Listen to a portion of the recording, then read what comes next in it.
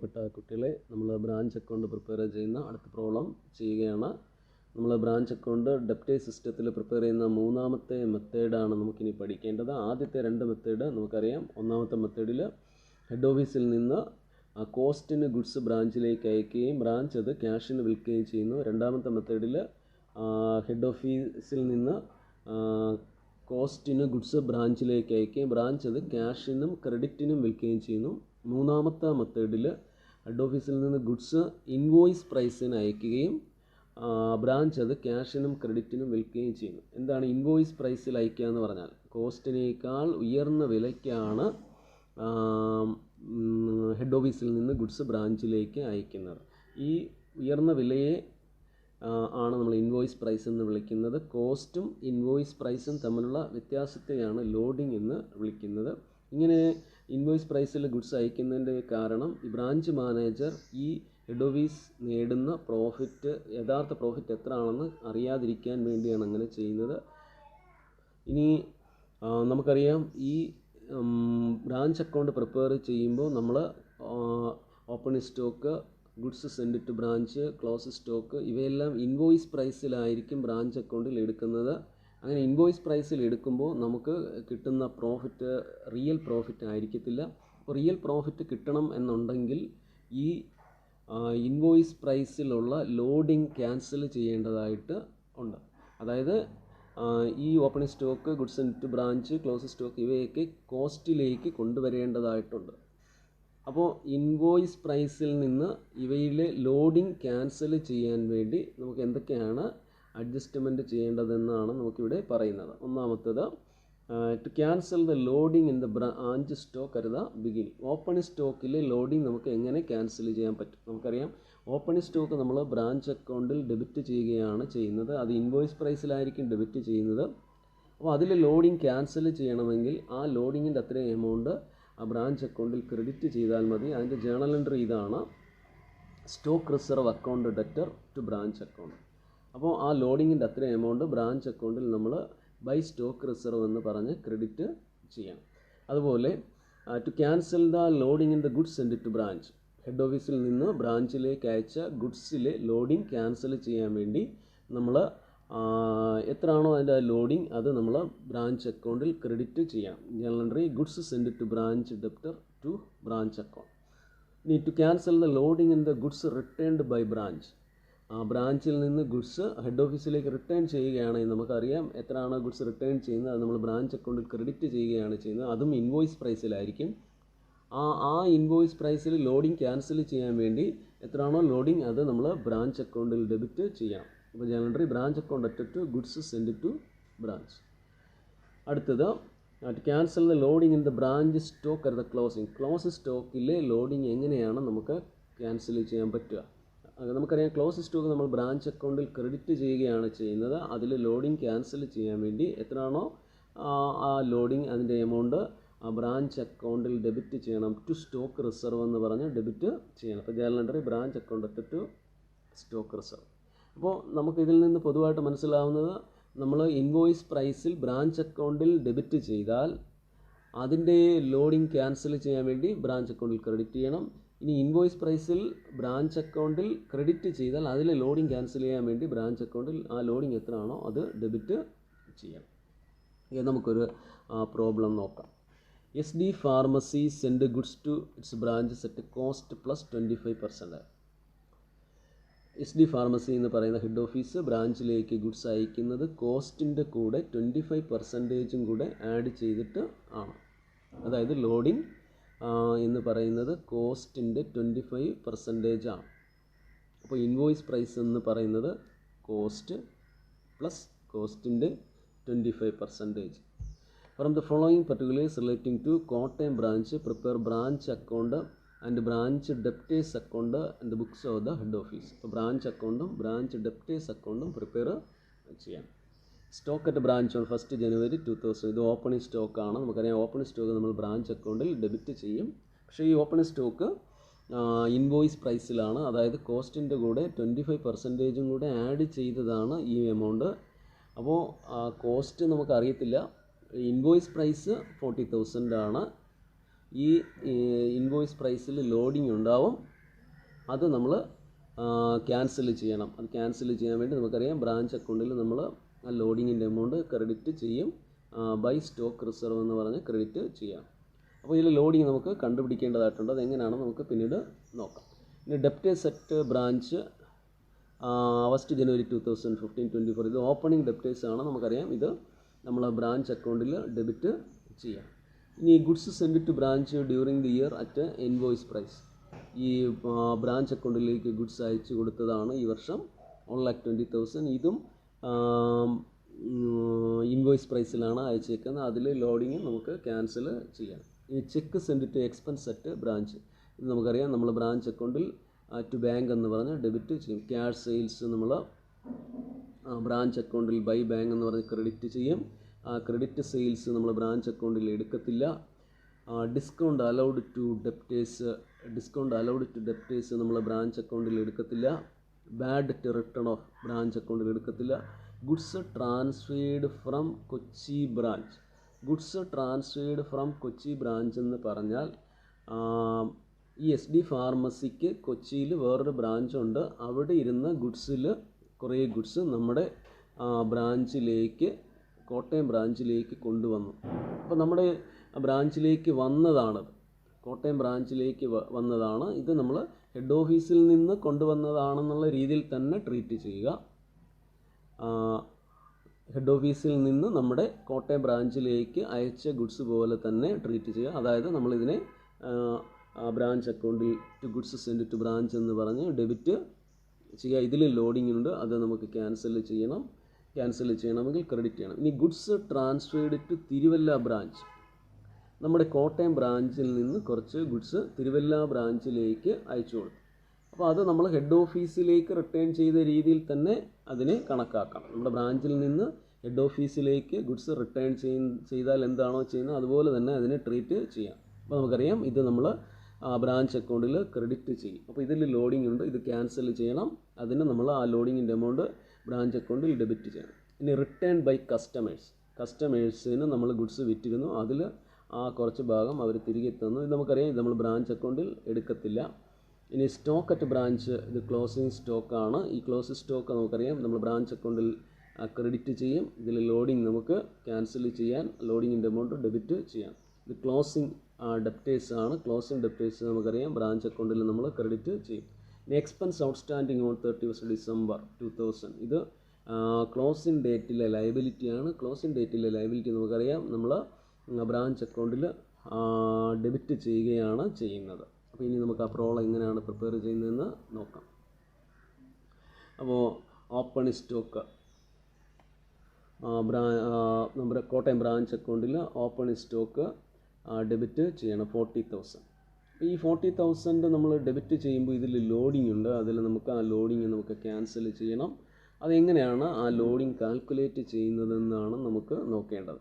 അപ്പോൾ നമുക്ക് അതൊന്ന് നോക്കാം, എങ്ങനെയാണ് ലോഡിങ് കാൽക്കുലേറ്റ് ചെയ്യുന്നത്. അപ്പോൾ ഇൻവോയ്സ് പ്രൈസ് എന്ന് പറയുന്നത് കോസ്റ്റും ലോഡിങ്ങും കൂടെ ആഡ് ചെയ്യുന്നതാണ്.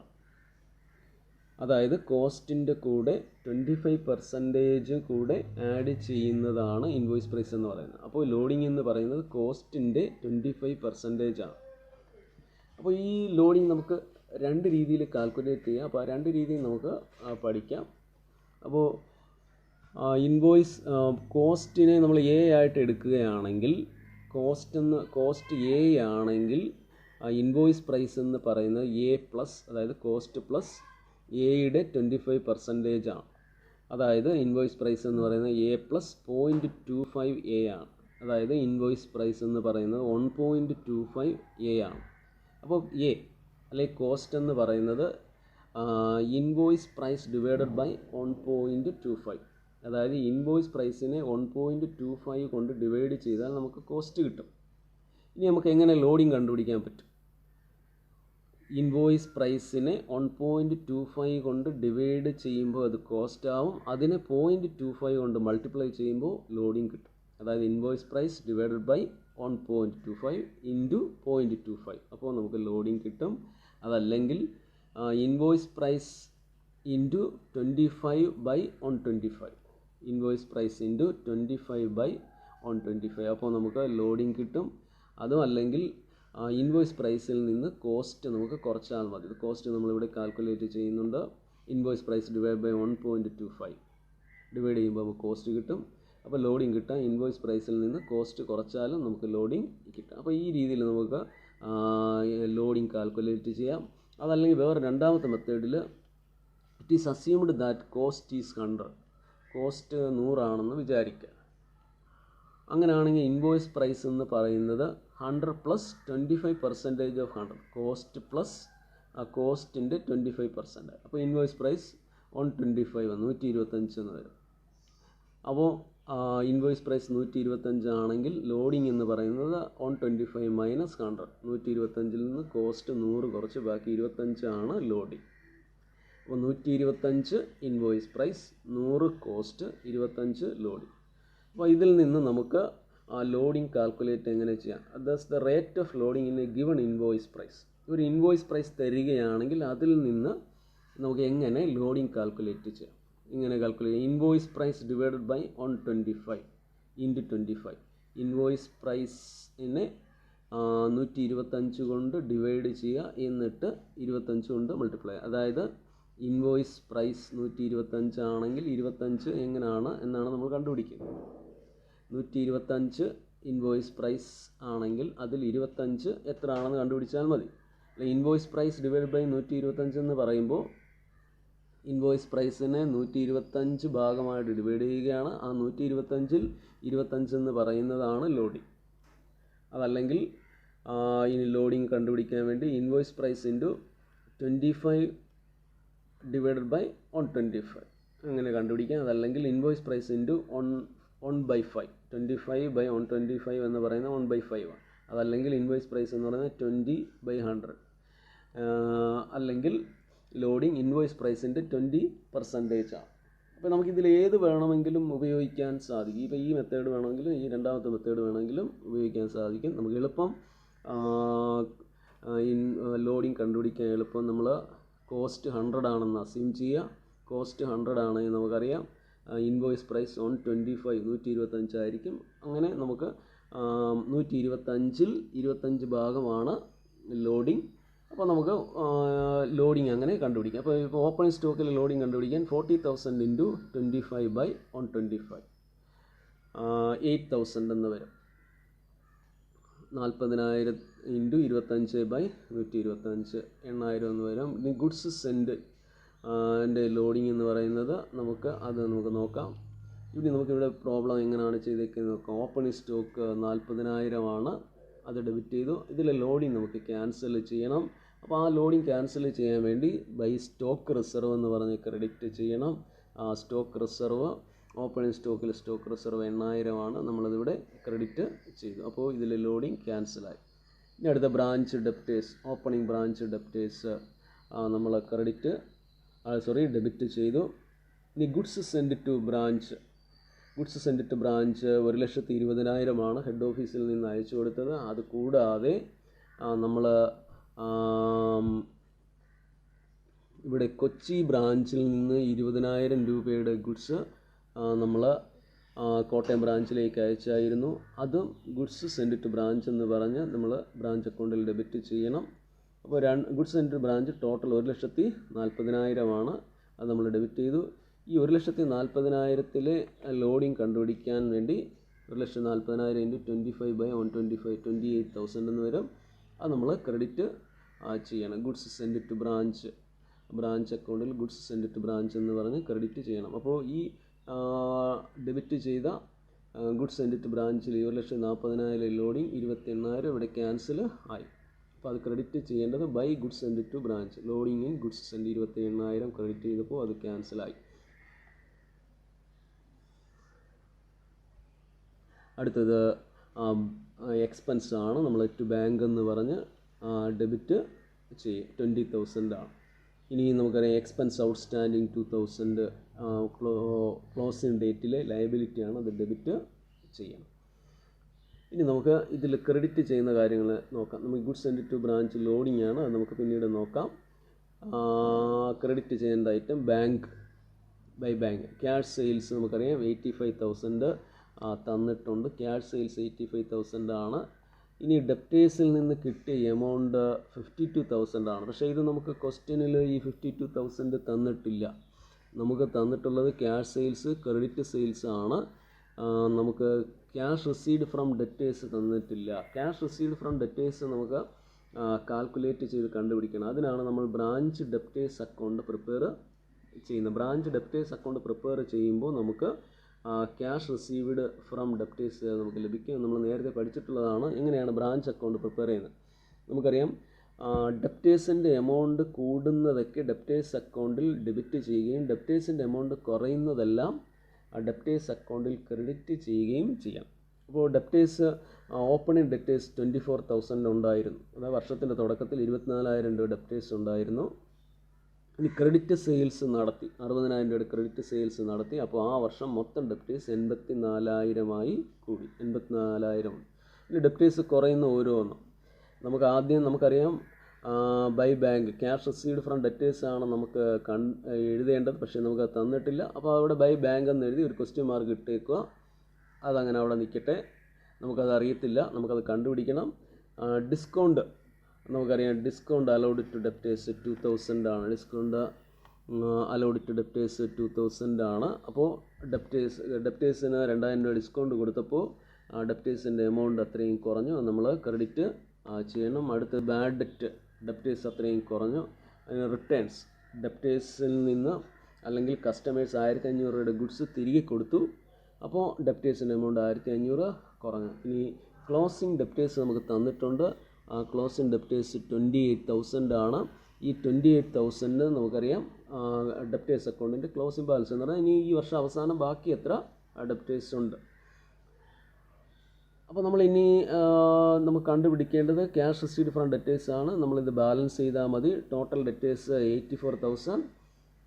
ഈ 84,000-ൽ നിന്ന് ബാക്കിയുള്ള എമൗണ്ടുകൾ ലെസ് ചെയ്യുമ്പോൾ ക്യാഷ് റിസീവ്ഡ് ഫ്രം ഡെറ്റേഴ്സ് 52,000 എന്ന് കിട്ടും. അപ്പോൾ ഈ 52,000 നമുക്ക് ഇവിടെ ബൈ ബാങ്ക് ഫ്രം ഡെറ്റേഴ്സ് 52,000 എന്ന് ഇവിടെ എടുക്കണം. അങ്ങനെ ടോട്ടൽ 1,37,000 എന്ന് വരും. ഇനി ഈ സ്റ്റോക്ക് റിസർവ് നമുക്കറിയാം, ഓപ്പണിംഗ് സ്റ്റോക്കിലെ ലോഡിംഗ് ആണ് നമ്മൾ ഇവിടെ ക്രെഡിറ്റ് ചെയ്യും. ഇനി നമുക്കറിയാം, ഒരു 10,000 goods transferred to Thiruvalla branch 10,000 ഉണ്ട്. അതായത് നമ്മുടെ കോട്ടയം ബ്രാഞ്ചിൽ നിന്ന് 10,000 രൂപയുടെ ഗുഡ്സ് നമ്മൾ തിരുവല്ല ബ്രാഞ്ചിലേക്ക് ട്രാൻസ്ഫർ ചെയ്തു. അപ്പോൾ നമ്മളത് ഹെഡ് ഓഫീസിലേക്ക് ട്രാൻസ്ഫർ ചെയ്തതുപോലെ തന്നെ കണക്കാക്കണം. അത് നമ്മൾ ബ്രാഞ്ച് അക്കൗണ്ടിൽ ക്രെഡിറ്റ് ചെയ്യണം 10,000. പക്ഷേ ഇതിലെ ഒരു പ്രശ്നം, ഈ 10,000 ഇൻവോയ്സ് പ്രൈസിലാണ്.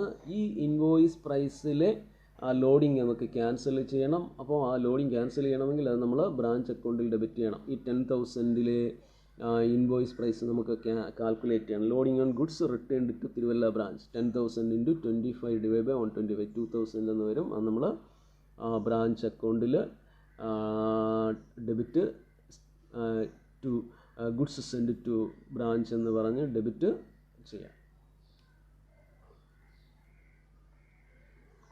ഇനി goods send to branch, loading in goods send, ഈ 1,40,000-ലെ ലോഡിംഗ് ആണ് 28,000. അത് നമ്മൾ ഇവിടെ ക്രെഡിറ്റ് ചെയ്യും. ഇനി ക്ലോസ് സ്റ്റോക്ക് ക്രെഡിറ്റ് ചെയ്യണം. Branch stock 50,000 close stock credit ചെയ്തു. ഈ ക്ലോസ് സ്റ്റോക്കിലെ ലോഡിംഗ് നമുക്ക് കണ്ടുപിടിക്കണം. ലോഡിംഗ് ആണ് ക്ലോസ് സ്റ്റോക്ക് 50,000 × 25 / 125 10,000. അത് നമ്മൾ ഇവിടെ സ്റ്റോക്ക് റിസർവ് എന്ന് പറഞ്ഞ് ഡെബിറ്റ് ചെയ്യാം. അപ്പോൾ അത് 10,000 ആണ്.